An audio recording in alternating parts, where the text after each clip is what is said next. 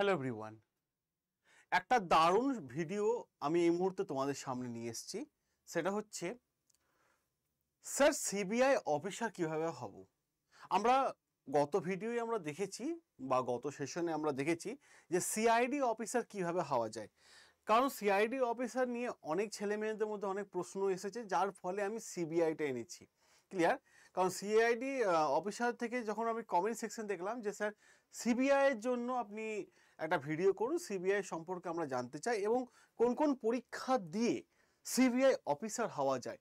তো CBI officer হওয়ার জন্য আমি বেশ কিছু জিনিসপত্র আমি এই মুহূর্তে তোমাদের সামনে এনেছি, যে কোন কোন পরীক্ষা দেবে, সিবিআই অফিসারদের কাজ কি, ঠিক আছে, অ্যাকচুয়ালি সিবিআই অফিসার জিনিসটা কি, এর বয়স কত, ক্লিয়ার, এজ লিমিটটা আমরা দেখে নেব, বেতন কত, কোন কোন ডিপার্টমেন্টে হয়, ঠিক আছে, আর কোন কোন পরীক্ষা দিয়ে সিবিআই অফিসার হওয়া যায়।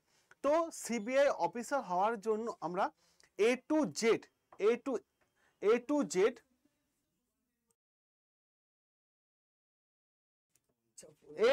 জেড আমরা কিন্তু এই মুহূর্তে তোমাদের সামনে আলোচনা করব। তাহলে দেখো, সিবিআই অফিসার সম্পর্কে যদি আমরা দেখি, যে বিষয়গুলো আমরা দেখব বা যে বিষয়গুলো জানবো, তাহলে একটা প্রশ্ন সকলের মনের মধ্যে থাকে যে আমরা সিবিআই অফিসার কিভাবে হব। ক্লিয়ার? তো সিবিআই অফিসার হওয়ার জন্য আমরা সমস্ত তথ্য এই ক্লাসের মধ্যে আমরা তুলব, এবং কোন কোন পরীক্ষা দিয়ে সিবিআই অফিসার হওয়া যায় সেই সমস্ত তথ্য কিন্তু আমরা এখন এই মুহূর্তে আমি তোমাদের সামনে সকলের সামনে তুলব। চলো তাহলে দেখা যাক আলোচনা বিষয় সিবিআই অফিসার যাদের স্বপ্ন তাদের জন্য এই ভিডিওটা। ক্লিয়ার? তাদের জন্য এই ভিডিওটা। তাহলে দেখো, প্রথমত সিবিআই অফিসার কি। ক্লিয়ার? সিবিআই অফিসার যদি বুঝতে হয় তা তোমরা বুঝো যে সিবিআই অফিসার কি। যে কোনো জিনিসে ইনভেস্টিগেশন করা হচ্ছে সিবিআই অফিসারদের কাজ। তাহলে এই যে সিবিআই অফিসার আছে, এই যে CBI officer, actually full form কি? Central bureau investigation. ঠিক আছে, সেন্ট্রাল ব্যুরো অফ ইনভেস্টিগেশন আমরা দেখতে পাচ্ছি। এবং কোন কোন পরীক্ষা দিয়ে অ্যাকচুয়ালি সিবিআই অফিসার হওয়া যায় সে সমস্ত বিষয়গুলো আমি এখন তোমাদের সামনে তুলে ধরবো। প্লিজ, সে সমস্ত বিষয়গুলো এখন আমি তোমাদের সামনে তুলে ধরবো কোন কোন পরীক্ষা দিয়ে।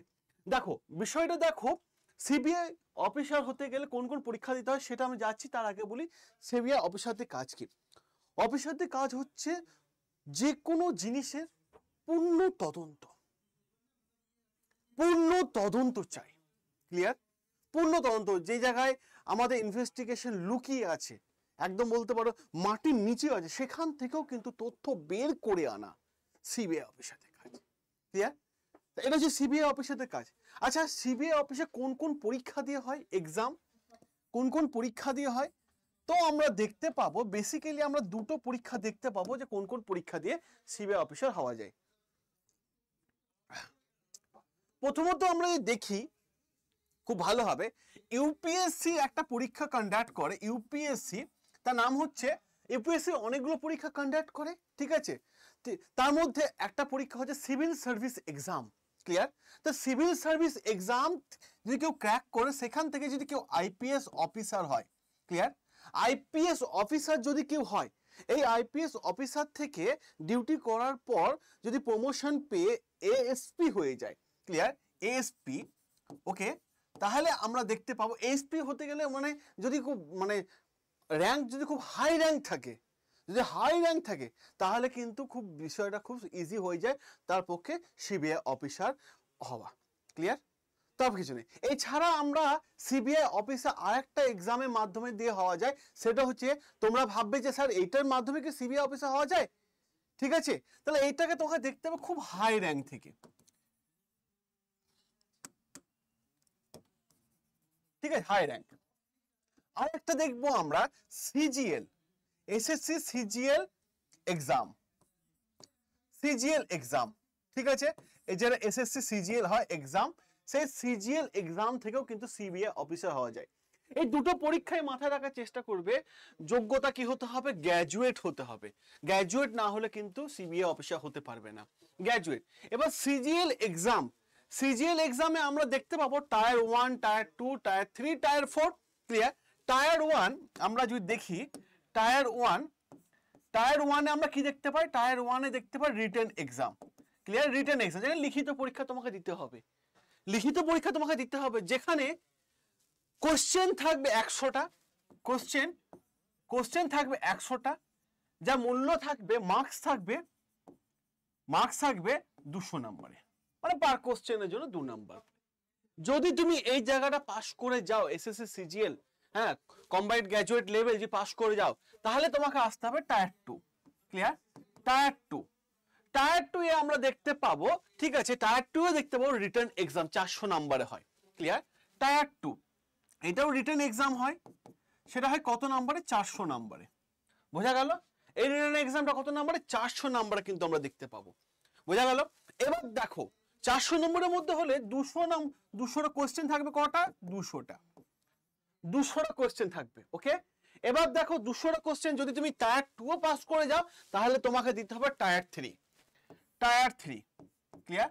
টায়ার 3 তে তুমি কি দেখতে পাবে? যে এখানে তোমাকে একটা কোশ্চেন দেওয়া হবে, তার বর্ণনামূলক তোমাকে লিখতে হবে। ক্লিয়ার? মানে একটা ডেসক্রিপটিভ টাইপের মতো বর্ণনামূলক। ঠিক আছে, আমি বর্ণনামূলক লিখে দিই। ঠিক আছে, তারপরে হয় টায়ার 4, ক্লিয়ার, যেটা ইন্টারভিউ। তাহলে এই এসএসসি সিজিএল দিয়েও কিন্তু টায়ার 1, টায়ার 2, টায়ার 3, টায়ার 4 এই 4টে জায়গা ক্লিয়ার করলেও কিন্তু তুমি সিবিআই অফিসার হতে পারো, ডাইরেক্ট হতে পারবে। ক্লিয়ার? এবার দেখো প্রশ্ন হতে পারে যে সিবিআই অফিসারদের কাজ কি? ঠিক আছে, সিবিআই অফিসারদের কাজ কি? দেখো এই ডিপার্টমেন্টটা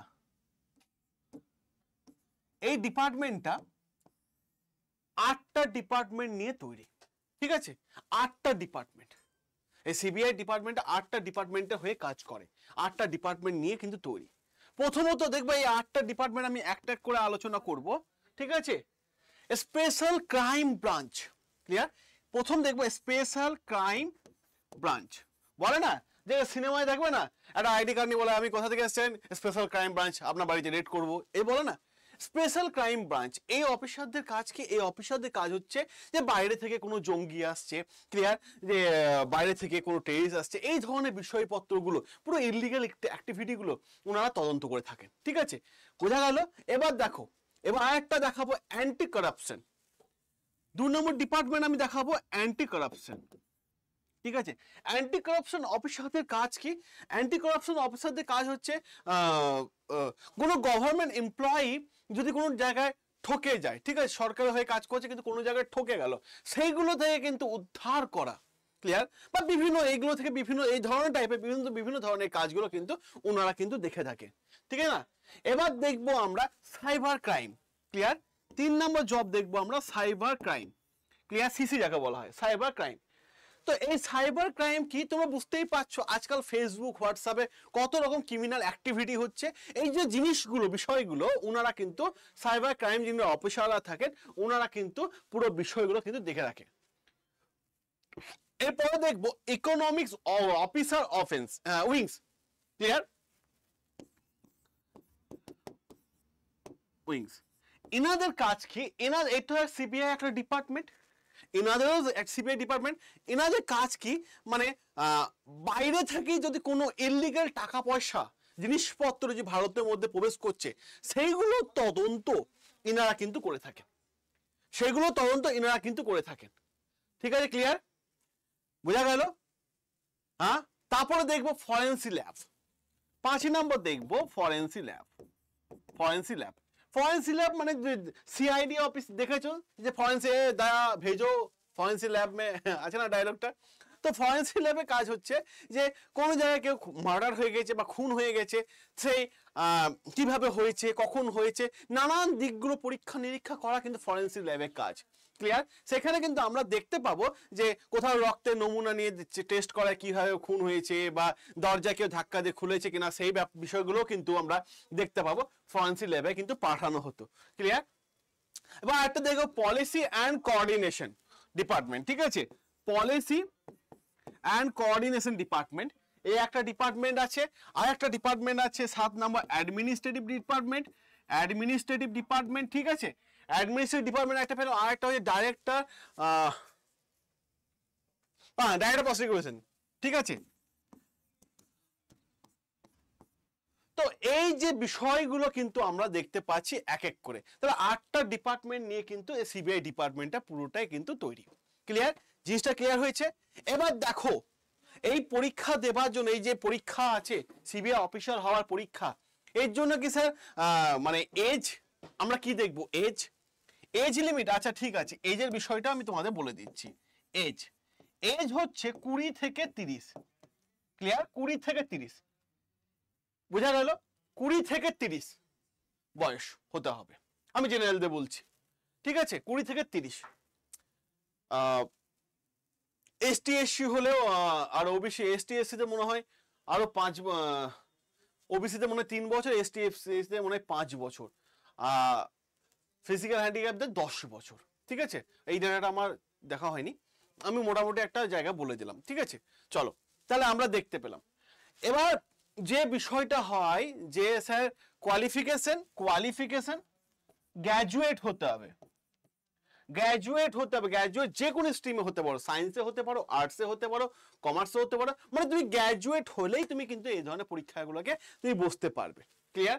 এবার স্যার দেহের মাপযোগ কিছু আছে, হ্যাঁ মাপযোগও কিন্তু আছে, তোমাদের বলে দিচ্ছি। মেলদের ক্ষেত্রে মাথা রাখার চেষ্টা করবে, ঠিক আছে। মেলদের ক্ষেত্রে হাইট হতে হবে 165 সেন্টিমিটার, ঠিক আছে। মেলদের ক্ষেত্রে হাইট কত হবে? 165 সেন্টিমিটার, এটা মেলদের ক্ষেত্রে হতে হবে। আর চেস্ট মেলদের ক্ষেত্রে এটা গেল হাইট, ঠিক আছে। আর চেস্ট কত হতে হবে? চেস্ট হতে হবে 76 সেন্টিমিটার। ক্লিয়ার? 76 সেন্টিমিটার। আর ফিমেলদের ক্ষেত্রে আমরা হাইট যদি দেখি সম্ভবত 150 সেন্টিমিটার। ক্লিয়ার? 150 সেন্টিমিটার। তাহলে একটা পূর্ণ ডেটা আমি তোমাদের দিয়ে দিলাম। স্যার স্যালারিটা বলতে ভুলে গেছেন। ইয়েস, স্যালারি যদি আমরা দেখি খুব ভালো করে, ঠিক আছে, স্যালারি অ্যাপ্রক্স সবকিছু নিয়ে মোটামুটি 71,000 মতো করে পেয়ে থাকেন, ঠিক আছে। তো এই হচ্ছে, খুব ভালো করে দেখো সিবিআই অফিসার কিভাবে হবে তার একটা সম্পূর্ণ ডেটা আমি তোমাদের এখানে দিয়ে দিলাম। সিবিআই অফিসার হওয়ার জন্য কোন কোন পরীক্ষা দিতে হবে সেগুলোও দিয়ে দিলাম, বয়স কত হতে হবে সেটাও বলে দিলাম, যোগ্যতা কি হবে সেটাও বলে দিলাম, 8খানা ডিপার্টমেন্ট সেটাও বলে দিলাম। তাহলে যারা সিবিআই অফিসার হওয়ার স্বপ্ন দেখছো তাদেরকে বলবো এই ভিডিওটা তাদের জন্য, তারা দেখে নাও। ক্লিয়ার? এবং নিজেরা ডিসাইড করো কিভাবে প্রস্তুতি তোমরা নেবে। আড্ডা 24/7-এ যদি তোমরা ফ্রি ক্লাস চাও অবশ্যই আমরা কিন্তু ফ্রি ক্লাসে অ্যারেঞ্জ করে দেবো, ঠিক আছে, কিন্তু কমেন্ট সেকশনে আমাকে জানিও। ওকে, চলো। এত সুন্দর ভিডিও যদি ভালো লেগে থাকে তাহলে অবশ্যই লাইক করো, শেয়ার করো, কমেন্ট করে জানিও তোমাদের কেমন লাগলো। ক্লিয়ার? এবং সাবস্ক্রাইব করো আমাদের চ্যানেল। কেমন? চলো টাটা, ভালো থেকো সবাই।